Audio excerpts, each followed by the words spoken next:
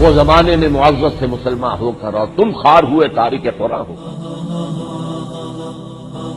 خیرکم من تعلم القرآن وعلمہ، تم میں سے بہترین لوگ وہ ہیں جو قرآن سیکھیں اور سکھائیں. بسم اللہ الرحمن الرحیم. اللہم صلی علی محمد وعلی آل محمد وبارک وسلم. السلام علیکم ناظرین، پروگرام قرآن فورم میں ایک بار پھر آپ کی خدمت میں حاضر ہیں. ناظرین، اسلام میں مرد کی ایک سربراہ خاندان ہونے کی حیثیت سے ذمہ داری صرف اتنی ہی نہیں ہے کہ وہ اپنے اہل و عیال کی محض مادی ضروریات یعنی ان کے نان نفقے کا اہتمام کرے، انہیں کھلائے پلائے، ان کے رہن سہن کی ضرورتیں پوری کرے، بلکہ اس کے ساتھ ساتھ یہ بھی اس کی ذمہ داری میں شامل ہے کہ اللہ نے اپنی مخلوق میں سے جن کو بطور امانت اس کے ماتحت کیا ہے وہ ان کی روحانی ضروریات کو بھی پورا کرنے اور ان کی اخروی نجات اور فلاح کے لیے بھی بھرپور کوشش کرے، اور اس کے لیے ان کی بہتر سے بہتر دینی تربیت کی کوشش کرے تاکہ وہ صحیح رخ پر پروان چڑھ سکیں اور اپنی آخرت کی نجات کو ممکن بنا سکیں. ناظرین، آج کے اس پروگرام میں ہم سربراہ خاندان کی ذمہ داری کے حوالے سے گفتگو کریں گے. اس حوالے سے ہم نے یا ایھا الذین آمنوا کے سلسلے میں سورۃ التحریم کی آیت نمبر 6 کا انتخاب کیا ہے. اس آیت میں اللہ سبحانہ و تعالی ارشاد فرماتے ہیں: اعوذ باللہ من الشیطان الرجیم، بسم اللہ الرحمن الرحیم، یا ایھا الذین آمنوا قوا انفسکم واہلیکم نارا وقودھا الناس والحجارہ علیہا ملائکۃ غلاظ شداد لا یعصون اللہ ما امرہم ویفعلون ما یؤمرون. صدق اللہ العظیم. اس آیت کا ترجمہ کچھ یوں ہے کہ اے اہل ایمان، بچاؤ اپنے آپ کو اور اپنے اہل و عیال کو اس آگ سے جس کا ایندھن بنیں گے انسان اور پتھر. اس پر بڑے تندخو اور بہت سخت دل فرشتے مامور ہیں. اللہ ان کو جو حکم دیتا ہے وہ فرشتے اس کی نافرمانی نہیں کرتے، اور وہ وہی کرتے ہیں جس کا انہیں حکم دیا جاتا ہے. ناظرین، گفتگو کے سلسلے کو آگے بڑھاتے ہیں اور ہمارے ساتھ اسٹوڈیو میں ہمارے معزز مہمان ہمیشہ کی طرح ہمارے ساتھ موجود ہیں معروف دینی اسکالر و امیر تنظیم اسلامی محترم جناب شجاع الدین شیخ صاحب. آئیے ان سے گفتگو کرتے ہیں. السلام علیکم ورحمۃ اللہ وبرکاتہ. وعلیکم السلام ورحمۃ اللہ شیخ صاحب، وبرکاتہ. مزاج خیریت سے؟ الحمدللہ، آپ خیریت سے ہیں؟ جی، ماشاءاللہ. اللہ کا کرم و احسان ہے. شیخ صاحب، سورۃ التحریم کی آیت نمبر 6 کے حوالے سے ہم انشاءاللہ آج گفتگو کریں گے. تو سب سے پہلے میں چاہوں گا کہ سورۃ التحریم کا ایک اوور ویو ہمارے حاضرین و ناظرین کے لیے آ جائے سامنے. بسم اللہ الرحمن الرحیم. اللہم صلی علی محمد وعلی آل محمد وبارک وسلم. سورۃ التحریم قرآن حکیم کے 28 پارے کی آخری صورت ہے، اور 28 پارہ تمام کا تمام مدنی صورتوں پر مشتمل ہے. 9 مدنی صورتیں 28 پارے میں ہیں، جن کے تسلسل میں یہ 28 پارے کی آخری صورت ہے. اس صورت میں اللہ تعالیٰ نے بنیادی طور پر خاندان کے حوالے سے رہنمائی عطا فرمائی ہے. بعض اہل علم نے جو اس کے مضامین کا تجزیہ کیا، ان میں سے پہلا تجزیہ تو یہ ہے کہ ابتدائی تقریباً 5 آیات میں اللہ سبحانہ و تعالیٰ نے شوہر اور بیوی کے لیے ہدایات اور رہنمائی عطا فرمائی. گو کہ نبی اکرم علیہ السلام کے گھرانے کا تذکرہ ہے، البتہ حضور کے گھرانے کا ذکر کر کے امت کو رہنمائی دی جا رہی ہے. وہ تو خاص ایک تناظر ہے. عموم کے اعتبار سے بات یہ آ رہی ہے کہ شوہر اور بیوی کے درمیان محبت اور الفت تو مطلوب ہے، لیکن کبھی اس کا معاملہ ایسی انتہا پر نہ چلا جائے کہ ایک دوسرے کی خاطر، ایک دوسرے کی محبت، ایک دوسرے کی الفت کی وجہ سے کہیں اللہ تعالیٰ کے احکامات کی خلاف ورزی شروع ہو جائے. ایک تو یہ توجہ دلائی گئی. دوسری اہم بات جس کا آج ذکر ہم کر رہے ہیں، اور آیت نمبر 6 کا آپ نے ترجمہ بھی پیش کیا تلاوت کے ساتھ، جہاں سربراہ خاندان کی اہم ترین ذمہ داری کا بیان ہے کہ نہ صرف یہ کہ گھر والوں کی مادی حاجات کو پورا کرنا ایک سربراہ خاندان کی ذمہ داری باپ ہے، شوہر ہے، بلکہ اس سے بڑھ کر ان کی روحانی حاجات کو پورا کرنا، ان کو اللہ تعالیٰ کا بندہ بنانے کی فکر و کوشش کرنا، ان کو جہنم کی آگ سے بچانے کی محنت کرنا، یہ بھی سربراہ خاندان کی ذمہ داری. تیسرا موضوع جو بنیادی طور پر اس صورت کے آخر میں آتا ہے، وہ کچھ خواتین کا ذکر کیا گیا. نوح علیہ السلام ہیں اور لوط علیہ السلام اللہ کے پیغمبر ہیں، مگر بیویاں نافرمان تھیں تو وہ اللہ کے عذاب سے بچ نہ سکیں. بتایا جا رہا ہے کہ اصل رشتہ وہ ایمان کا رشتہ ہے. اگر پیغمبر کے گھرانے میں گھرانوں میں بیویاں موجود ہیں مگر وہ پیغمبر کا ساتھ نہیں دیتی، ان کی دعوت قبول نہیں کرتی بلکہ ان کی نافرمانی کرتی ہیں، تو پھر اللہ کی پکڑ سے بچ نہیں سکیں گی. اور بھی تفصیل ہے. حاصل کلام یہ بتایا جا رہا ہے کہ ایک عورت دنیا میں انتظامی اعتبار سے یقیناً مرد کے تابع رکھی گئی ہے. الرجال قوامون علی النساء، سورہ نساء کی آیت نمبر 34 کے مطابق. البتہ عورت کا اپنا ایک علیحدہ تشخص ہے، اس کی اپنی ایک سیپریٹ آئیڈینٹی ہے، اور وہ خود اپنی پرسنل کیپیسٹی میں، انفرادی حیثیت میں کل اللہ تعالیٰ کے ہاں جواب دہ ہے. تو ہر مرد کو بھی اپنی فکر کرنی ہے، خود آخرت کی ہر عورت کو بھی اپنی فکر کرنی ہے آخرت کی. انتظامی اعتبار سے اس کو گھر کی ملکہ بنایا گیا، شوہر کے تابع رکھا گیا، مگر اس کی انفرادی حیثیت اور علیحدہ تشخص ہے جس کی بنیاد پر وہ خود از خود اللہ کے ہاں آخرت میں جواب دے بھی ہے. تو یہ موضوعات ہیں خاندانی زندگی سے متعلق جو سورہ تحریم میں ہمارے سامنے آتے ہیں. صحیح. جو آیت ہم نے منتخب کی ہے آیت نمبر 6، اس کے ترجمے سے جو موٹی موٹی ایک بات سمجھ میں آتی ہے، پہلے اس کا اگر خلاصہ پیش کر دیں پھر ہم ایک ایک جز کو لے کر انشاءاللہ اس پہ جی. جو ترجمہ بھی آپ نے پیش کیا اور جو میں نے اشارتاً بھی بات ابھی دہرائی ہے کہ اللہ سبحانہ وتعالیٰ نے ایمان والوں سے تقاضا کیا کہ اپنے آپ کو اور اپنے گھر والوں کو جہنم کی آگ سے بچانے کی فکر و کوشش کرو. گزشتہ ایک پروگرام میں ہم نے سورہ تغابن کا بھی مطالعہ، سورہ تغابن کی ایک آیت کا مطالعہ کیا تھا، اور سورہ تغابن بھی 28 پارے میں ہے. وہاں پر ایک عجیب انداز تھا، ان من ازواجکم و اولادکم عدو لکم فاحذروہم. دیکھو تمہاری بیویوں اور اولادوں میں سے کچھ تمہارے دشمن ہیں، چوکندہ رہنا. وہاں ایک نیگیٹیوٹی یا منفی انداز، نیگیٹیوٹی کا مطلب نیگیٹو نہیں ہے، منفی انداز، سلبی انداز تھا کہ دیکھو چوکندہ رہو، بچتے رہنا، کہیں شوہر اپنی بیوی کی محبت میں ڈوب کر اور اپنی اولاد کی محبت میں ڈوب کر کہیں آخرت کو فراموش نہ کر دے اور اپنی عاقبت کو خراب نہ کر لے.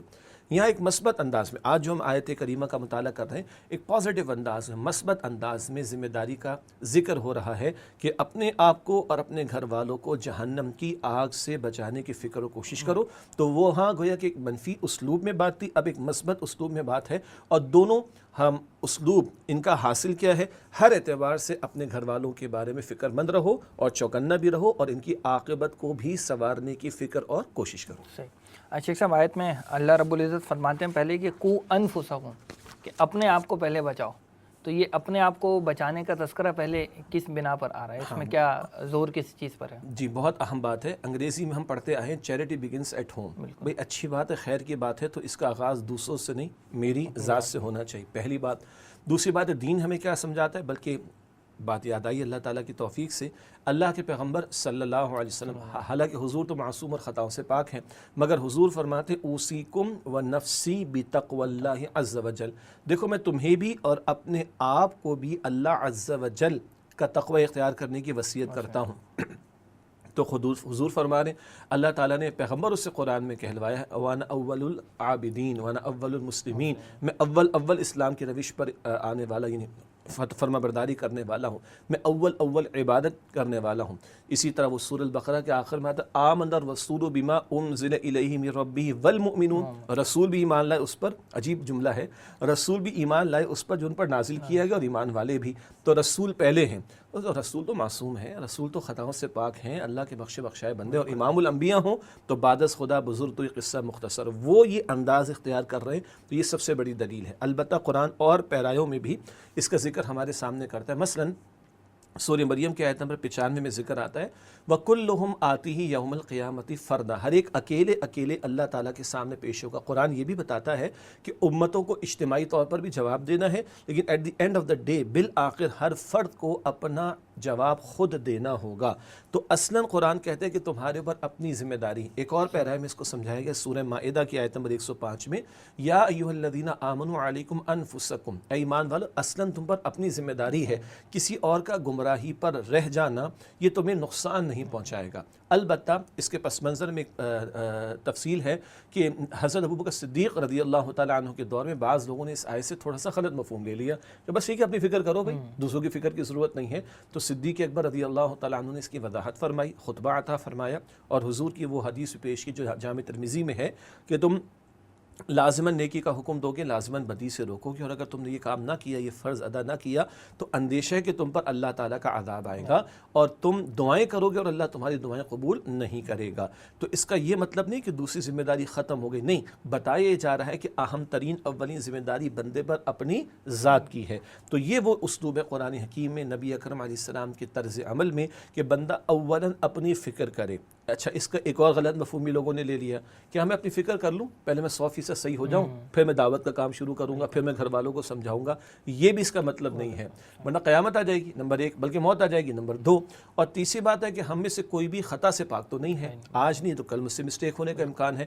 تو اولا اپنی فکر بھی، اور پھر آیت کریمہ کیا بتا رہی ہے، اپنے گھر والوں کی فکر بھی، ترتیب بھی یہ رہے، اور یہ فکر مندی اپنے آپ کے بارے میں بھی رہے اور دوسروں کے بارے میں بھی رہے. اس میں یہ بھی ایک پہلو ہو سکتا ہے کہ جب تک اپنی فکر ہی نہیں ہوگی تو دوسروں کی کیا فکر کریں؟ ظاہر بات ہے، جب تک مجھے کسی چیز کی کلیئرٹی نہیں تو میں دوسرے کو کلیئر کیسے کر سکوں؟ جب تک ایک چیز کا کنوکشن مجھے خود نہیں ہے تو میں دوسرے کو بیان کیسے کر سکوں؟ ابھی جو لفظ کنوکشن ہے قرآن حکیم میں آتا ہے نا، سورہ یوسف کی آیت نمبر 108 میں اللہ کے پیغمبر علیہ السلام کی 23 برس کی سنت کا ذکر ہے۔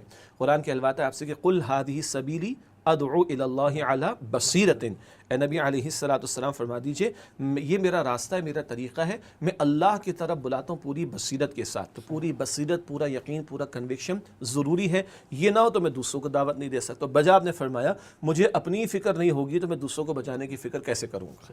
اشرف صاحب، یہ بھی ایک پہلو آتا ہے کہ جب ہر شخص اپنے اعمال کا خود جواب دہ ہے، اور جیسے آپ نے آیت بھی پیش کی کہ ہر ایک اکیلے رب کے حضور حاضر ہوگا، اور قرآن یہ بھی کہتا ہے کہ لا تزر وازرۃ وزر اخری، تو پھر یہ گھر والوں کی ذمہ داری ہمارے اوپر کہاں سے آ گئی؟ ماشاءاللہ، یقیناً آپ نے جو سوال رکھا ہے وہ آپ کا نہیں، کچھ لوگوں کا ہے۔ بالکل ایسے۔ اور مزے کی بات کیا ہے کہ وہ آیت قرآنی بھی کوٹ کرتے ہیں، ٹھیک ہے۔ اچھا، مزے کی مزید ذرا یعنی افسوس بھی کہیں، مزے کی بات کہیں، عجیب بات کہیں، جو بھی آپ اس کو کہیں، کہ ایک حصہ قرآن کا لے رہے ہیں، اللہ تزر وازرۃ وزر اخری 6 مرتبہ قرآن میں کم و بیش آتا ہے، کوئی بوجھ اٹھانے والا کسی دوسرے کا بوجھ نہیں اٹھائے گا، بھائی قرآن کی آیت ہے، کوئی شک نہیں ہے۔ تو یہ آیت کہاں لے کے جائیں گے جو خود کہہ رہی ہے کہ قو انفسکم، آیت مکمل تو نہیں ہوئی، واہلیکم نارا، اپنے آپ کو بھی اور اپنے گھر والوں کو بھی جہنم کی آگ سے بچاؤ۔ پھر قرآن حکیم ہمیں سورہ شعراء میں بتاتا ہے، آیت نمبر 214 میں، وَأَنذِرْ عَشِيرَتَكَ الْأَقْرَبِينَ، اور اے نبی صلی اللہ علیہ وسلم اپنے قریب رشتہ داروں کو اللہ تعالیٰ کے عذاب سے ڈرائی۔ بھائی یہ آیت بھی تو سامنے رکھو۔ اسی طریقے پر قرآن نقشے پیش کرتا ہے اہل جنت کے بھی اور اہل جہنم کے بھی۔ قرآن جنت والوں کو نقشہ پیش کرتا ہے کہ جب جنت میں ہوں گے، اطمینان میں ہوں گے، تو کس بات کا شکر ادا کر رہے ہوں گے، انا کنا قبل فی اہلنا مشفقین۔ سورہ طور میں آیت نمبر 26 میں آتا ہے کہ ہم جب اپنے گھر والوں میں تھے تو ڈرتے رہتے تھے، گھر میں لحاظ رکھتے تھے اللہ تعالیٰ کی نافرمانی نہ ہو جائے، کہیں اللہ تعالیٰ کی پکڑ میں نہ آ جائے۔ اس کے برعکس وہ لوگ کہ جنہوں نے اپنے آپ کو بھی غفلت میں رکھا، گھر والوں کو بھی، قرآن ان کا ذکر بھی کرتا ہے۔ سورہ زمر کی آیت نمبر 15 میں ذکر آتا ہے، قل ان الخاسرین الذین خسروا انفسهم واہلیہم یوم القیامہ، اے نبی علیہ السلام فرما دیجیے خسارے میں بے شک کون لوگ ہیں، اصل خسارہ تو آخرت کا، وہ جنہوں نے اپنے آپ کو اور اپنے گھر والوں کو خسارے میں ڈالا قیامت کے دن۔ یہ قرآن اہل جنت اہل جہنم کا ذکر کرتا ہے۔ پھر اللہ کے نبی مکرم صلی اللہ علیہ وسلم نے فرمایا بخاری شریف کی حدیث میں، کلکم راعٍ وکلکم مسئول عن رعیتہ، ہر ایک تم میں سے راعی ہے، نگہبان ہے، اور اس کی رعیت میں جو لوگ ہوں گے، اس کی نگہبانی میں جو لوگ ہوں گے، ان کے بارے میں اس سے سوال ہوگا۔ پھر آگے حدیث سے بخاری شریف کی ذکر آتا ہے، باپ ہے تو اولاد کے بارے میں سوال ہوگا، شوہر ہے تو بیوی کے بارے میں سوال ہوگا، آقا ہے تو غلام یا کنیز کے بارے میں سوال ہوگا، اور حکمراں ہے تو رعایا کے بارے میں سوال ہوگا۔ مطلب آج سینٹ کے الیکشن کی بھی پریشانی ہے، قومی اسمبلی کے اندر بھی پریشانی ہے، اپنا اقتدار بچانے کی پریشانی، کسے باشد کوئی بھی ہو، لیکن اس بات کی بھی پریشانی ہے کہ جن پر اقتدار مل گیا ان کے بارے میں بھی اللہ کے ہاں مسئول اور جواب دہ ہیں۔ یہ اللہ کے پیغمبر بیان فرمانے صلی اللہ علیہ وسلم۔ تو جو لوگ یہ کہتے ہیں کہ بھئی قرآن تو کہتا ہے اپنی فکر کرو، تو وہی قرآن کہتا ہے دوسروں کی فکر بھی کرو، تو پورا پیکیج لینے کی کوشش کریں، ورنہ پھر ہم وہ آیت سنائیں گے۔ البقرہ کی آیت نمبر 85 ہے، افتؤمنون ببعض الکتاب وتکفرون ببعض، تم قرآن کا ایک حصہ لیتے ہو، کتاب کا ایک حصہ لیتے ہو، ایک حصہ نہیں لیتے، کچھ مانتے کچھ نہیں مانتے۔ یہ تقسیم اللہ کو پسند نہیں۔ آگے سخت بات ہے کہ جو اللہ کے احکام میں تقسیم کر دے تو دنیا میں ذلت اور رسوائی اور آخرت میں شدید عذاب کا معاملہ ہے۔ اللہ ہم سب کی حفاظت فرمائے۔ وہ جو پھر آیت ہے کہ لا تزر وازرۃ وزر اخری، تو اس کا پھر صحیح تر مفہوم کیا ہو جائے گا؟ جی، لا تزر وازرۃ وزر اخری، اس کا صحیح تر مفہوم کیا ہوگا؟ بھئی جرم کوئی اور کرے اور سزا میں بھگت لوں، اللہ تعالیٰ کسی کے ساتھ ظلم کا معاملہ نہیں کرے گا۔ بندے نے ایک گناہ کیا ہی نہیں ہے اور اس پر خواہ خواہ کوئی سزا کا بوجھ لاد دیا جائے، یہ بھی نہیں ہوگا۔ اسی طریقے پر ایک بندے نے سمجھانے کی، بتانے کی، پہنچانے کی پوری کوشش کر لی، تو جن تک پہنچانا تھا اب وہ ان کے بارے میں جواب دہ نہیں ہوگا۔ جیسے حضور کو کہا اللہ تعالیٰ نے سورہ البقرہ کی آیت نمبر 119 میں ہے، لا تسأل عن اصحاب الجحیم، اہل جہنم کے بارے میں آپ سے سوال نہیں ہوگا۔ یہ بھی اچھا ہے، اس سوال سے ایک اور بات کلیئر ہوتی ہے کہ پیغمبر کا کام بھی منوانا نہیں تھا۔ فذکر انما انت مذکر، اے نبی نصیحت کیجئے، نصیحت کرنا آپ کا کام ہے، لست علیہم مسیطر، جبر کر کے منوانا آپ کا کام نہیں۔ اب اگر کوئی نہیں مانتا تو وہ خود اپنا ذمہ دار ہوگا، اس کے نہ ماننے کا وبال ہم پر نہیں آئے گا اگر ہم اپنے پہنچانے، سمجھانے، بتانے کی ذمہ داری پوری کر رہے ہیں۔ اور ہم سے مراد کیا ہے؟ اگر میں باپ ہوں تو اولاد کو پہنچانے کی اول ذمہ داری، میں شوہر ہوں تو بیوی کو پہنچانے کی اول ذمہ داری، میں بڑا ہوں تو چھوٹوں کو پہنچانے کی ذمہ داری، پھر جہاں جہاں میرا دائرہ کار بڑھتا جائے گا اس کی ذمہ داری مجھ پر ہے۔ پھر کوئی قبول نہ کرے تو اس کی گمراہی کا بوجھ مجھ پر نہیں آئے گا، اس کے نہ ماننے کا بوجھ مجھ پر نہیں آئے گا انشاءاللہ۔ یہ وہی بات ہے جو سورہ مائدہ میں بیان کی گئی، علیکم انفسکم جی، والی جواب۔ لا یضرکم من ضل اذا اہتدیتم، تم پر اپنی ذمہ داری ہے، اگر تم ہدایت پر رہے تو کسی کا گمراہ ہونا تمہیں نقصان نہیں دے گا، مراد تم ہدایت پر بھی رہے، تم نے صحیح رخ اختیار کیا، اپنے پہنچانے والی ذمہ داری کو بھی ادا کرتے رہے۔ اب اگر کوئی قبول نہیں کرتا، نہیں مانتا، تو اس کا وبال تم پر اور اس کا بوجھ تم پر نہیں ڈالا جائے۔ شیخ صاحب، یہ تو ہم نے سمجھ لیا کہ سربراہ خاندان کی یہ ذمہ داری بنتی ہے کہ وہ سب سے پہلے اپنے آپ کو اور پھر ساتھ ہی ساتھ اپنے گھر والوں کے لیے بھی کوشش کرے، تو وہ کیا کوشش ہے جو ایک سربراہ خاندان کو کرنی چاہیے، کیا طرز عمل اس کا اپنا ہونا چاہیے گھر والوں کے حوالے سے، اس پر تھوڑی سی رہنمائی فرمائیں۔ بلکہ آپ کی اجازت سے میں ایک اور پہلو بھی ذکر کروں کہ جہاں یہ ذمہ داری ہے وہاں یہ کام کرے تو بڑی سعادت بھی ہے۔ جی، حدیث شریف میں آتا ہے کہ نیک بیوی ایمان کے بعد سب سے بڑی نعمت ہے۔ اللہ ہمیں سمجھا دے بات، جی، اور گھروں میں اس محنت کی بھی توفیق عطا فرمائے۔ اور اللہ کے رسول علیہ السلام نے فرمایا نا کہ نیک اولاد تو ماں باپ کے لیے کیا بنتی ہے جی؟ صدقہ جاریہ بنتی ہے۔ پھر اسی طرح اللہ کے رسول علیہ السلام فرماتے ہیں کہ ایک شخص کا درجہ بلند ہوتا ہے اور اس کو بتایا جاتا ہے کہ تیری اولاد نے تیرے لیے استغفار کا اہتمام کیا۔ تو یہی گھرانے، اچھا پھر وہ جو عام طور پر احادیث پیش کی جاتی ہیں کہ تمہاری وجہ سے شخص ہدایت پر آ جائے 100 سرخوٹوں سے بہتر، اور تم کسی کو نیکی کی دعوت دو، نیک عمل کرے، اس کو اتنا اجر ملے گا، اتنے اجر اللہ تمہیں بھی عطا فرمائے گا۔ دنیا سے تم چلے گا، تم نے خیر سکھایا، جب تک لوگ خیر سے فائدہ اٹھائیں گے، علم سے فائدہ اٹھائیں گے، نفع اٹھائیں گے، تمہیں اجر ملتا رہے گا۔ تو اس کے پہلے مستحق بھی گھر والے، تو یہ کام کرنے پر اجر بھی ہے، ثواب بھی۔ اور اگر یہ محنت گھر میں ہو تو قرآن جنتی فیملی کا نقشہ بھی پیش کرتا ہے۔ سورہ طور کی آیت نمبر 21 میں کیا کہتا ہے قرآن؟ والذین آمنوا واتبعتهم ذریتهم بایمان الحقنا بهم ذریتهم وما التناهم من عملهم من شیء۔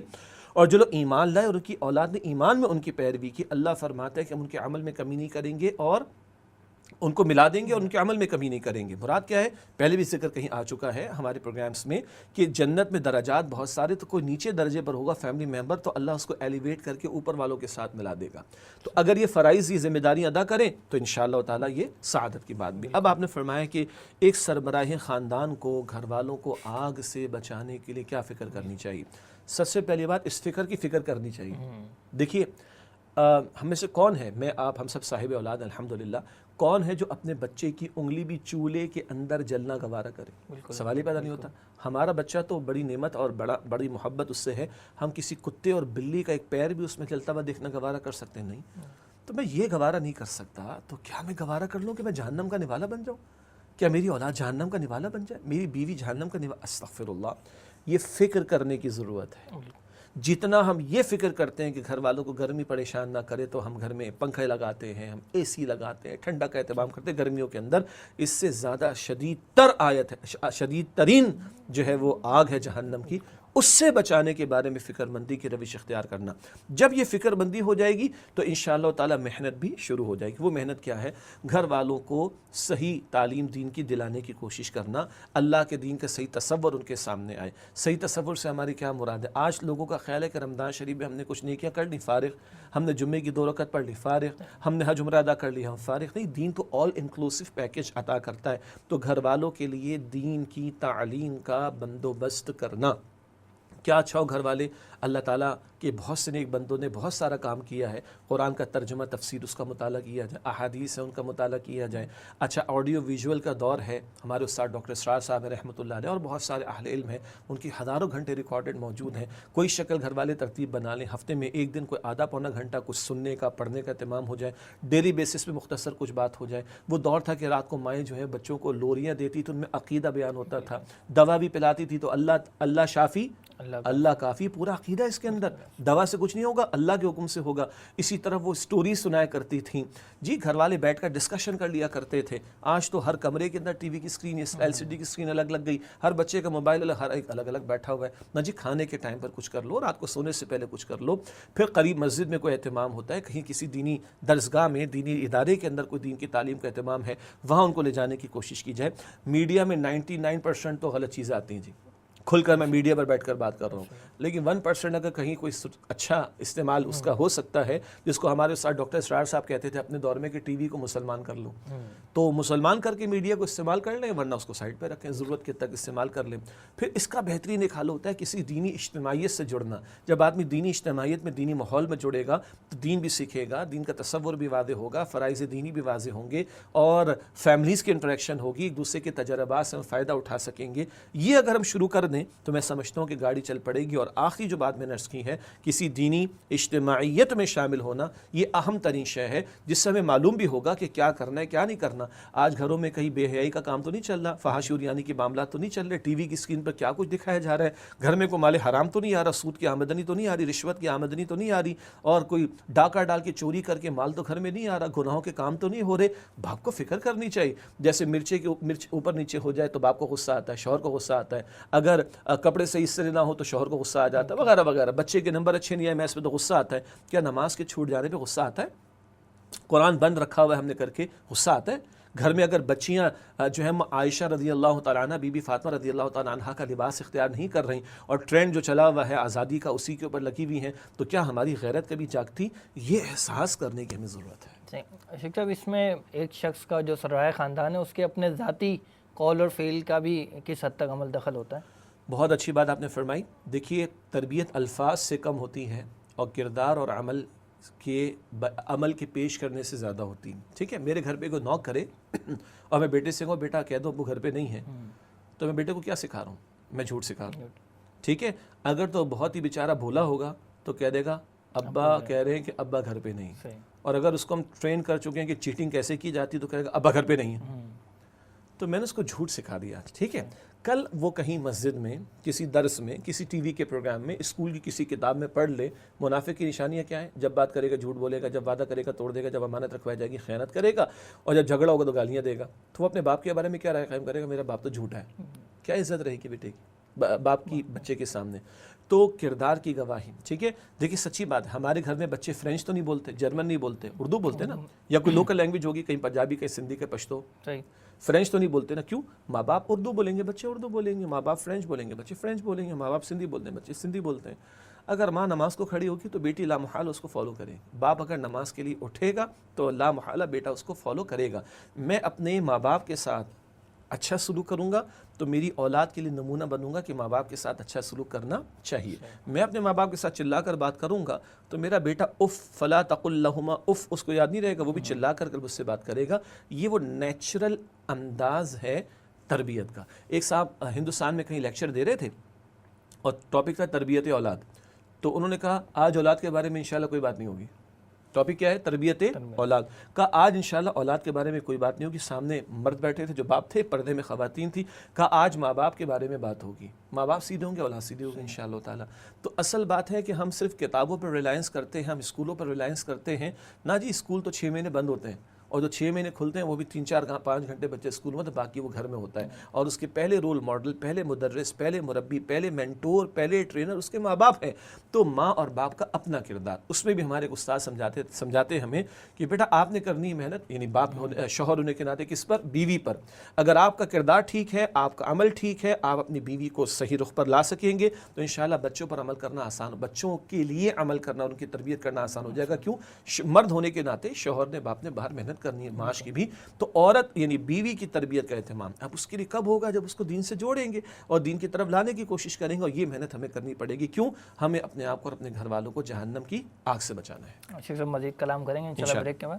محترم ناظرین، پروگرام میں وقت ہوا ہے بریک کا۔ بریک کے بعد انشاءاللہ اس آیت کے بقیہ جو موضوعات ہیں، جز ہیں، ان پر بھی گفتگو کریں گے، اور سیرت النبی صلی اللہ علیہ وسلم سے اپنے گھر والوں کو جہنم کی آگ سے بچانے کے حوالے سے ہمیں کیا رہنمائی ملتی ہے، اس پر بھی انشاءاللہ کلام کریں گے۔ حاضر ہوتے ہیں بریک کے بعد، اجازت دیجیے۔ السلام علیکم ورحمۃ اللہ وبرکاتہ۔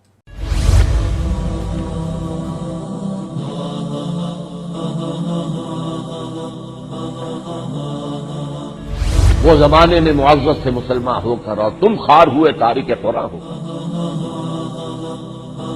خیرکم من تعلم القرآن وعلمہ، تم میں سے بہترین لوگ وہ ہیں جو قرآن سیکھیں اور سکھائیں۔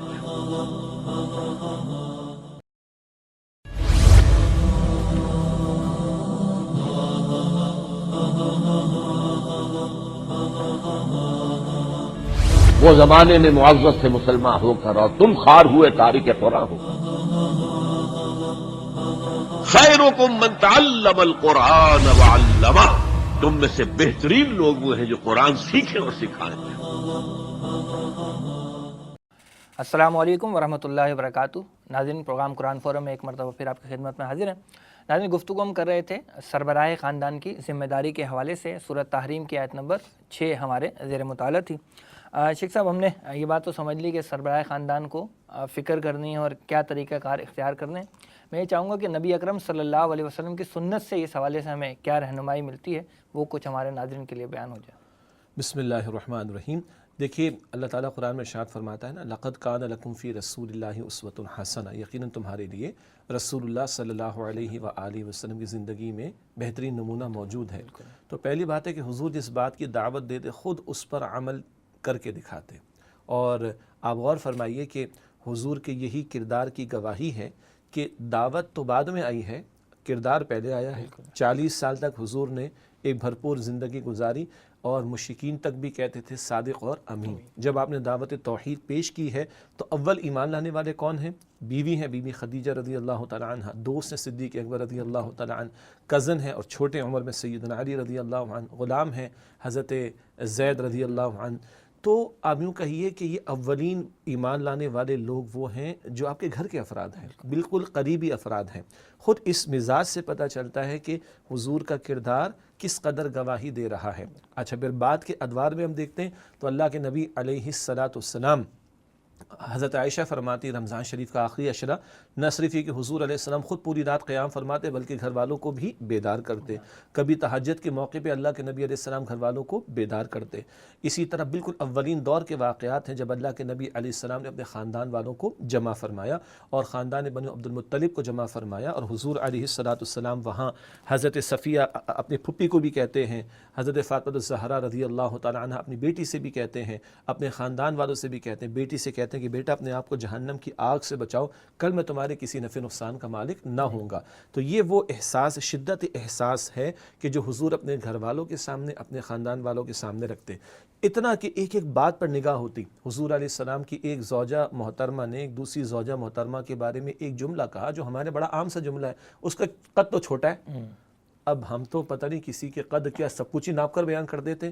تو اللہ کے رسول علیہ السلام نے فرمایا کہ نہیں، جاؤ اس سے معافی مانگو. تم نے ایک ایسا جملہ کہا کہ اگر اس کو سمندر کے پانی میں گھول کر ملا دیا جائے تو سمندر کے پانی کو بھی اور کڑوا کر دے، نمکین کر دے. اس قدر سخت جملہ ہے. حالانکہ جملہ کیا ہے تو اس کا قد تو چھوٹا ہے. تو یہ نہیں کہ حضور علیہ السلام جہاں نیکی کی دعوت دیتے ہیں اور خیر کے کاموں کے لیے اپنے گھر والوں کو شامل رکھتے ہیں، وہیں ان کو جہنم کے عذاب سے بھی خبردار کرتے ہیں اور ان کے ان پہلوؤں کے اعتبار سے بھی رہنمائی کرتے ہیں. پھر حضرت عائشہ رضی اللہ تعالیٰ عنہ یہ بھی فرماتی ہے کہ حضور کا عام معمول کیا تھا. مدینہ شریف کی بات ہو رہی، حجرے مسجد نبوی کے ساتھ تھے.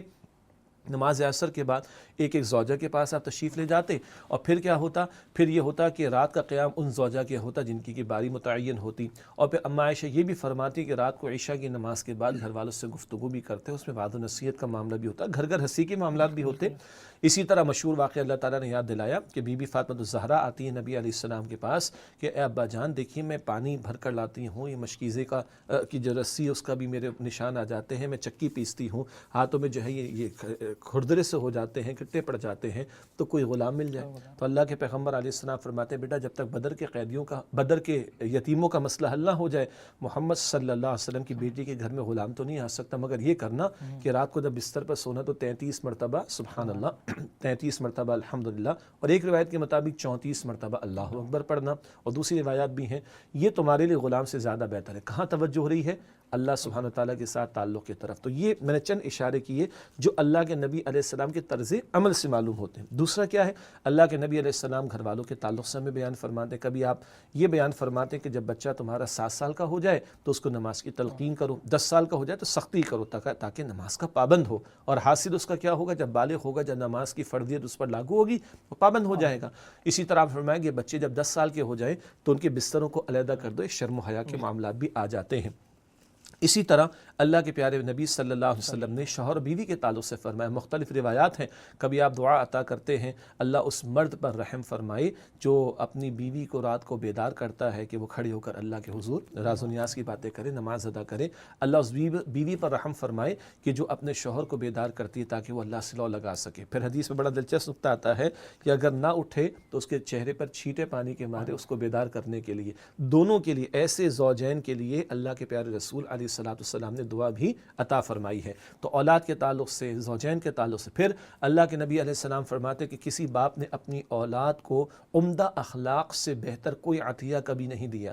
آج ہم اولاد کو گاڑی بھی دے رہے ہیں، اسمارٹ فون تو چھوٹی بات ہوگی لوگوں کے لیے، سب کچھ دے رہے ہیں، کیا ہم ان کو اخلاق دے رہے ہیں، ان کو کردار دے رہے ہیں کہ اپنے آپ کو، اپنے لیے ہم ان کو صدقہ جاریہ بنا رہے ہیں؟ حضور فرما رہے صلی اللہ علیہ وسلم کسی باپ نے اپنی اولاد کو اچھے اخلاق سے بڑھ کر کوئی عطیہ کبھی نہیں دیا۔ تو حضور کا طرز عمل بھی سامنے ہے اور حضور کے مبارک ارشادات بھی گھر والوں کی تربیت کے تعلق سے سامنے ہیں۔ اس میں خاص طور پہ جو دینی تعلیم و تربیت ہے اس کا بندوبست کروانا چھوٹی عمر میں بھی اور پھر آگے چل کر بھی اس کی طرف بھی ضرورت پڑتی ہے۔ ظاہری سی بات ہے، یعنی جہاں ہم اپنے بچوں، وہی بات جو شروع میں آپ نے بیان فرمائی کہ ان کی مادی حاجات کو پورا کرنے کی کوشش کر رہے ہیں، وہیں ان کی دینی حاجات کو بھی پورا کرنے کا اہتمام کرنا چاہیے، ان کی دینی تعلیم کا بندوبست کرنا چاہیے۔ اللہ کے رسول نے یہ بھی فرمایا ہے کہ تمہارا بچہ جب کچھ بولنے کے قابل ہے تو پہلا کلمہ اس کی زبان پر کیا ہے؟ لا الہ الا اللہ۔ اچھا، لا الہ الا اللہ تو یہ پورا کلمہ ہو گیا نا۔ اللہ اللہ تو اس کی زبان پر آئے، اگر وہ ابا ابا کر سکتا اور اما اما کر سکتے تو اللہ اللہ کیوں نہیں کر سکتا؟ پھر وہ بات ہے کہ جو ماں باپ کا اپنا طرز عمل ہوگا، جیسے کہ بریک سے پہلے ہم نے بات کی، وہی اولاد کے اندر بھی انکلکیٹ ہوگا۔ تو پہلا کلمہ جو اس کی زبان پر آئے، حضور فرماتے صلی اللہ علیہ وسلم کہ وہ لا الہ الا اللہ کا کلمہ ہونا چاہیے۔ صحابہ کرام کا معمول تھا کہ جو دعائے استخارہ حضور نے سکھائی ہے وہ اپنے بچوں کو اس طرح سکھاتے تھے جیسے کہ ان کو قرآن سکھایا کرتے تھے۔ دعائے استخارہ میں تو پورا عقیدہ ہے، فَإِنَّكَ تَعْلَمُ وَلَا أَعْلَمُ، اللہ تو جانتا ہے میں نہیں جانتا، میرے لیے کیا خیر ہے کیا شر ہے تو جانتا ہے میں نہیں جانتا، آگے تفصیل ہے۔ تو اس طرح ان بچوں کو صحابہ کرام نے بھی چھوٹی عمر سے بنیادی تعلیمات اور عقیدے کی باتیں سب سکھائی ہیں۔ شیخ صاحب، جس آگ کا تذکرہ یہاں پہ ہو رہا ہے اس کے بارے میں فرمایا جا رہا ہے کہ وقودہ الناس والحجارہ، اس کا ایندھن بنے گے انسان اور پتھر۔ تو اس آگ کے ایندھن کا تذکرہ کیوں کیا گیا خاص طور پر؟ دیکھیں، دو اعتبارات سے بات کو بیان کیا گیا ہے۔ اللہ تعالیٰ ہم سب کو جہنم کی آگ سے محفوظ فرمائے۔ لوگ تو جائیں گے اور جہنم کی آگ بھڑکائی جائے گی، پتھر بھی ہوں گے۔ ایک مراد معروف تو یہی لی گئی ہے کہ وہ پتھر، ان سے مراد ہے وہ بت جن کی پوجا پاٹ مشرکین نے دنیا میں کی تھی، اپنے ہاتھوں سے تراشے ہوئے بتوں کی پوجا پاٹ کی تھی، وہ بت بھی ان کے ساتھ جہنم کی آگ میں ڈالے جائیں گے تاکہ ان کی حسرت میں اور ذلت میں اضافہ کیا جائے۔ اور ایک اور بات بھی شامل ہے کہ جس آگ میں پتھر بطور ایندھن استعمال ہو اس کی حدت اور شدت بھی زیادہ ہوا کرتی۔ اس میں ایک سائنٹیفک فیکٹ بھی ہے لیکن ہم اس بحث میں نہیں جانا چاہیں گے، بلکہ میری فیلڈ بھی نہیں ہے، لیکن اصل بات ہے کہ جہنم کی آگ سے ڈرایا گیا ہے۔ تو پتھر سے مراد وہ بت بھی ہیں جن کو تراشا گیا اپنے ہاتھوں سے۔ اور غور کیجئے گا، قرآن قیامت تک کے لیے رہنمائی دیتا ہے۔ آج بھی پڑوسی ملک ہندوستان ہے اور دنیا بھر میں کروڑوں کی تعداد میں ہندو بستے ہیں، آج بھی بتوں کی پوجا پاٹ تو ہو رہی ہے۔ قرآن 14 صدیوں پہلے نازل تو ہوا ہے لیکن ہر دور کے لیے رہنمائی کہ اپنے ہاتھوں سے تراشے ہوئے بتوں کو معبود کا درجہ دیکھے ان پر تکیہ کرنا، یہ انسان اپنی عزت اور شرف کو خود ہی مٹی میں ملا رہا ہے، تو یہ ظلم کر رہا ہے انسان، تو کل اس کی حسرت میں اضافہ ہوگا، انہی پتھروں کے بتوں کو جہنم کی آگ میں ڈالا جائے گا۔ جو فرشتے اللہ تعالیٰ نے اس جہنم پر مقرر کیے ہیں ان کے بارے میں دو اوصاف یہاں بیان کیے گئے، غلاظن اور شدادن۔ تو یہ اوصاف کیا ہے، اس کا مطلب کیا ہے؟ دیکھیے، فرشتہ اللہ تعالیٰ کی مخلوق ہے اور اللہ تعالیٰ نے ان کے لیے بہت سارے کاموں کو مقرر فرمایا۔ کوئی فرشتہ وحی لے کر آ رہا ہے، کوئی پہاڑ پر مقرر ہے، کوئی روزی عطا کرنے پر اللہ کے حکم سے مقرر ہے۔ اسی طرح اللہ تعالیٰ نے جنت میں بھی فرشتے رکھے۔ جنت والوں کو فرشتے کہیں گے نا سلام علیکم طبتم، بہت اچھے رہے تم، بس سلامتی ہو، فادخلوها خالدین۔ تو جیسے جنت میں اہل ایمان کو، اہل جنت کو خوشیاں اور راحتیں دینے کے لیے، آرام دینے کے لیے فرشتے مقرر ہیں، ٹھیک ہے، ان کے استقبال کے لیے فرشتے مقرر ہیں۔ اسی طرح اہل جہنم کو عذاب دینے کے لیے جہنم پر فرشتے مقرر ہیں۔ اللہ ہم سب کو جہنم کے عذاب سے بچائے۔ جنت میں سلامتی ہی سلامتی ہے، راحت ہی راحت ہے، جہنم میں سختی ہی سختی ہے، آگ ہی آگ ہے، عذاب ہی عذاب ہے۔ تو وہاں مقرر فرشتوں کی صفات بیان کی جا رہی ہیں، غلاظ شداد، بڑے تند خو ہیں، بڑے سخت مزاج ہیں، ان کے اندر کوئی نرمی کا، کوئی شفقت کا، کوئی رحمت کا مادہ اللہ تعالیٰ نے رکھا ہی نہیں۔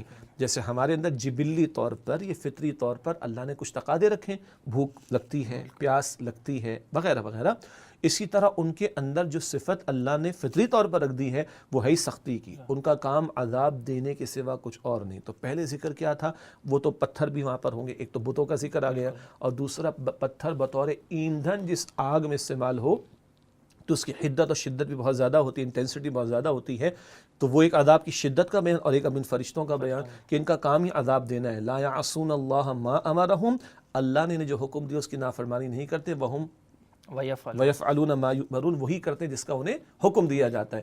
تو ان کو حکم کیا دیا گیا؟ صرف عذاب دینا ہے، عذاب دینا ہے، عذاب دینا ہے۔ تو یہ اور اہل جہنم کی ذلت میں اضافہ، ان کی حسرت میں اضافہ، اور آج جب ہم قرآن کا مطالعہ کر رہے ہیں تو ڈراوے کی شدت بیان کی جا رہی ہے کہ وہاں ان فرشتوں کے اندر کوئی رحم دلی کے جذبات نہیں، ان کا کام ہی عذاب دینا ہے۔ یہ ڈراوا دے کر اللہ ہمیں ڈراتا ہے، اللہم اجرنا من النار، اے اللہ ہمیں آگ کے عذاب سے محفوظ فرما۔ شیخ صاحب، یہ فرشتوں کے بارے میں کچھ لوگوں کا یہ نظریہ ہے کہ یہ کوئی مخلوق نہیں ہے، یہ تو بس جو فورسز آف نیچر ہیں، قواعد طبیعیہ جن کو کہا جاتا ہے، اس طرح کی کوئی چیز ہے، یہ کوئی ایگزسٹ کرنے والی کوئی مخلوق نہیں ہے، ایسا ہی ہے یا کچھ اس کے خلاف ہے؟ ہاں، فورسز آف نیچر آپ نے کہا نا، وہ قواعد طبعیہ جسے کہا جاتا ہے اردو میں، ذرا گاڑی اردو کے اندر۔ دیکھیے اب بات کھل کر لیتے ہیں اس کے اوپر۔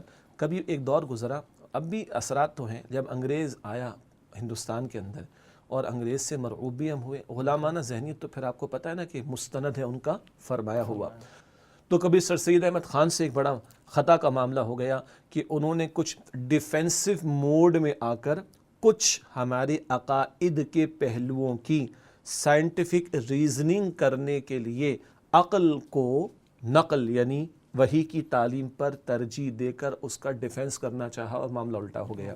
بعد میں غلام احمد پرویز جو کہ معروف ہوئے بعد میں انکار سنت کے فتنے کے تعلق سے، اور ابھی اثرات اب بھی ہیں، تو وہاں پہ کچھ لوگوں نے جنات تک کا انکار کر ڈالا، شیطان تک کا انکار کر ڈالا، فرشتوں تک کا انکار کر ڈالا، اور کہیں فورسز آف نیچر کا نام دے دیا، کہیں یہ دے دیا، کہیں وہ دے دیا۔ یہ بہرحال ایک مغربی معاشرے جو کہ بے خدا تہذیب والے معاشرے ہیں، ان کی مرعوبیت کا ہی نتیجہ ہے کہ فورسز آف نیچر کہہ کے جان چھوڑاؤ۔ فرشتوں کو کہہ دو نا یہ انسان ہی ہوتے ہیں جو آگ بگولا ہو جاتے ہیں نا، کیونکہ جنات جو ہے وہ آگ سے بنے، تو آگ بگولا ہو جاتا ہے، انسان تو جن بن جاتا ہے۔ انا للہ و انا الیہ راجعون، اور شیطان ذرا بڑا آگ بگولا ہو جانے والا جن ہوگا جی۔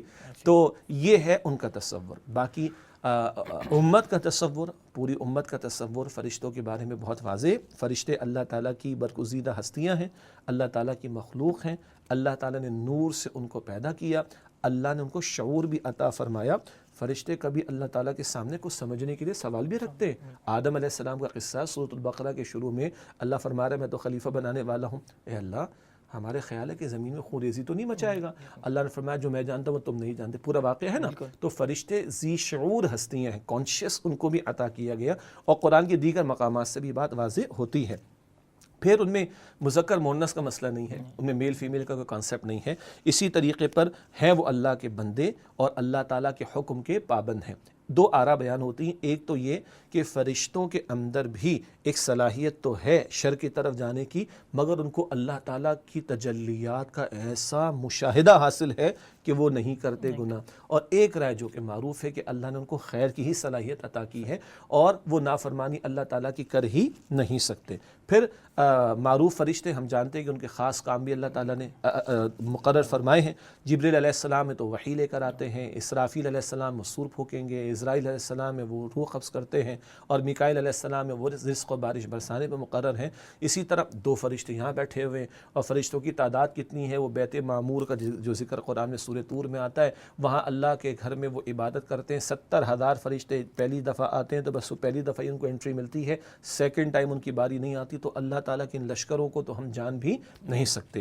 یہ وہ مسلمہ بنیادی عقیدے کی باتیں ہیں جس پر امت کا اتفاق ہے، اور یہ کوئی محض سورسز آف نیچر نہیں بلکہ اللہ تعالیٰ کی ذی شعور نورانی مخلوق ہے۔ اچھا، چونکہ ان کا تعلق بیسیکلی رسالت سے بھی جڑ جاتا ہے تو وہ اس بنا پر بھی شاید سر سید احمد خان نے کچھ توجیحات کرنے کی کوشش کی ہیں. وہ توجیحات کرنے کی کوشش کی نا کہ بہرحال رسالت سے تعلق تو یہ بنتا ہے کہ دو کڑیاں ہیں ہم تک اللہ کا پیغام پہنچنے میں. اللہ کا پیغام جبرائیل علیہ السلام کے ذریعے محمد کریم صلی اللہ علیہ وآلہ وسلم کو عطا ہوا اور محمد کریم علیہ السلام کے ذریعے ہمیں ملا. احادیث واضح ہیں کہ رسول اللہ علیہ السلام نے جبریل امین کی ان کی اصل شکل میں 2 مرتبہ ان کا مشاہدہ فرمایا کم از کم. بخاری شریف کی حدیث ہے اور حضور نے یہاں تک فرمایا کہ جبرائیل آسمان کے افق پر چھائے ہوئے تھے اور جبرائیل علیہ السلام کے 600 پر ہیں. وہ جو روایت احادیث میں بھی دیکھا جاتا ہے نا کہ راویوں کی آپس میں ملاقات بھی ہوئی کہ نہیں, تو محمد مصطفیٰ علیہ السلام کے پاس جبرائیل تو ہزاروں مرتبہ آئے مگر اپنی اصل شکل میں انہیں حضور نے کم از کم 2 مرتبہ دیکھا ہے. یہ وہ ملاقات کا ثبوت تاکہ وحی کی وہ چین پوری ہوتی ہے. ہم تک کیسے پہنچا؟ حضور کے ذریعے. حضور کو کس کے ذریعے ملا؟ جبرائیل علیہ السلام کے ذریعے. جبرائیل علیہ السلام کو کس نے عطا کیا؟ اللہ سبحانہ و تعالی نے. تو وہ چین بھی رسالت کی اس معنی میں کہ وہ وحی بھی لاتے ہیں وہ پوری اس انداز سے ہوتی ہے. شیخ صاحب آخری میں بس یہ جاننا چاہیں گے کہ اللہ تعالیٰ نے تو تذکرہ فرمایا کہ قوا انفسکم واہلیکم نارا, اپنے آپ کو اور اپنے گھر والوں کو جہنم کی آگ سے بچاؤ. تو کیا ایک بندہ مومن کی عمومی اعتبار سے یہ ذمہ داری صرف اپنی ذات اور اپنے گھر والوں تک ہی محدود ہے یا معاشرے اور بحیثیت امتی ہونے کے یہ ذمہ داری وسیع تر بھی بنتی ہے؟ ماشاءاللہ, اس میں ایک فرق تو یہ کر لیں کہ جو ذمہ داری مردوں پر ہے وہ عورتوں پر نہیں ہے. عورتوں کا دائرہ کار زیادہ فوکسڈ ہے گھر کی طرف. قرآن سورہ احزاب میں بھی بتاتا ہے وَقَرْنَ فِي بُيُوتِكُنَّ, اپنے گھر میں قرار پکڑو. باہر جا سکتی ہے عورت ضرورت ہو شریعت کا تقاضا پورا کرنے کے لیے, بلکہ شریعت کے تقاضے پورے کرتے ہوئے ستر حجاب کے احکامات کا لحاظ رکھتے ہوئے جائے. لیکن اصل مقام, اصل ٹھکانہ, اصل ذمہ داری عورت کی گھر کے تعلق سے ہے. مردوں پر باہر کی اور زیادہ ذمہ داری ہے. ایک تو یہ فرق رہے گا. اصول کے اعتبار سے, عموم کے اعتبار سے اپنی ذات کی فکر بھی کرنی, اپنے گھر والوں کی فکر بھی کرنی ہے. اور اللہ کے رسول تو پڑوسیوں کا ذکر بھی کرتے ہیں. کیا ہو گیا ان پڑوسیوں کو کہ جن کے پاس دین کا علم نہیں وہ ان سے نہیں سیکھتے جن کے پاس دین کا علم ہے, اور کیا ہو گیا ان پڑوسیوں کو جن کے پاس دین کا علم ہے وہ ان کو نہیں سکھاتے جن کے پاس دین کا علم نہیں ہے. حضور فرما رہے صلی اللہ علیہ وسلم, تھوڑی دیر پہلے سورہ شعراء کی آیت نمبر 214 کا ذکر آیا. حضور سے خطاب وَأَنذِرْ عَشِيرَتَكَ الْأَقْرَبِينَ, اے نبی علیہ السلام اپنے قریبی رشتہ داروں کو اللہ تعالیٰ کے عذاب سے ڈرائیے, خبردار کیجئے. اور حضور نے خاندان والوں کو بلا کر ان کے سامنے دعوت بھی رکھی. پھر ہم امتی ہیں نبی اکرم علیہ السلام کے. ختم نبوت کے بارے میں ہمارا عقیدہ ہے. ختم نبوت کے عقیدے کے اعتبار سے 2 پہلو سمجھیں, ایک عقیدے کا معاملہ اور ایک ہے اس کا عملی تقاضا. عقیدہ کیا ہے؟ نبوت آپ پر ختم ہوگی, کوئی نبی نہیں آئے گا, کوئی کتاب نہیں آئے گی. لیکن عملی تقاضا کیا ہے؟ اب حضور کے بحاف پر ان کے امتی ہونے کے ناطے یہ پیغام دوسروں تک پہنچانے کی فکر, کوشش, محنت کرنا ہمارا فرض ہے.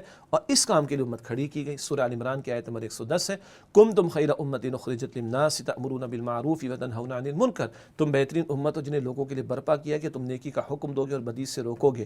امت کھڑی اسی کام کے لیے کی گئی ہے. اگر امت یہ کام کرتا ہے اپنے علم, اپنی استعداد اور اپنے دائرہ کار کے مطابق اگر یہ کام کرتا ہے تبھی امتی کہلانے کا مستحق ہے. اور اگر یہ ایک شخص کام ہی نہیں کرتا وہ کس منہ سے امتی ہونے کا دعویٰ کرتا ہے؟ امت تو کھڑی اس کام کے لیے کی گئی ہے کہ اپنی ذات, اپنا گھر, اپنا قرب و جوار جہاں جہاں اختیار ہے ساری انسانیت تک اللہ کے پیغام کو پہنچانے کی کوشش کرنی ہے. ساری انسانیت تک کیسے ہوگا؟ ہم دینی اجتماعیت اختیار کریں گے تو باہر بھی کام ہوگا. اللہ کا نظام قائم کرنے کی جد و جہد کرے, پھر نظام اور ریاست کی سپورٹ ہوگی, سارے عالم میں اللہ کا پیغام پہنچانے کے قابل ہو سکیں گے انشاءاللہ. البتہ تدریج یہی رہے گی کہ اپنی ذات سے آغاز ہوگا. چیریٹی بگنس ایٹ ہوم والی بات جو شروع میں ہم نے کی تھی, اپنی ذات, اپنا گھر یہاں سے شروع کریں گے اور آگے بڑھتے چلے جائیں گے. ہاں, اس کا یہ مطلب نہیں ہے جو ہم نے شروع میں کہا کہ میں پہلے 100% سیدھا ہو جاؤں گا پھر گھر والوں کو دعوت دوں گا. نہیں, اپنی بھی اصلاح, گھر والوں کی بھی. اچھا پہلے اپنے گھر کو سیدھا کر لو پھر باہر بات کرنا. نہ بھائی نہ. نوح علیہ السلام کی بیوی کا ذکر آیا, لوط علیہ السلام کی بیوی کا ذکر آیا, نہ فرمان, ان کو تو گھر سے باہر ہی نہیں نکلنا چاہیے تھا. ابو لہب تو چچا نبی صلی اللہ علیہ وسلم کا, حضور کو نہیں, یہ مطلب نہیں ہے. اپنی بھی اصلاح مستقل, گھر والوں کی بھی فکر مستقل, اور مردوں کے لیے باہر بھی کام کرنا ہے مستقل. یہ ساتھ ساتھ چلے گا, لیکن اپنی ذات کو فراموش نہیں کرنا, اپنے گھر فراموش نہیں کرنا. یہاں سے شروع اور چلتے چلتے آگے ساتھ ساتھ بڑھیں گے انشاءاللہ. جزاک اللہ. شیخ صاحب بہت شکریہ آپ کی قیمتی وقت کا. محترم ناظرین, اللہ تعالیٰ سے ہم دعا کرتے ہیں کہ وہ ہمیں اپنے اہل و عیال کی دنیاوی ضروریات کے ساتھ ساتھ ان کی اخروی نجات, اخروی کامیابی کی فکر کرتے ہوئے ان کی بہتر سے بہتر دینی تربیت کرنے کی توفیق عطا فرمائے, آمین. آج کے پروگرام کے لیے بس اتنا ہی. انشاءاللہ آئندہ ہفتے ایک نئے موضوع کے ساتھ آپ کی خدمت میں حاضر ہوں گے. تب تک کے لیے اجازت دیجیے. السلام علیکم ورحمۃ اللہ وبرکاتہ.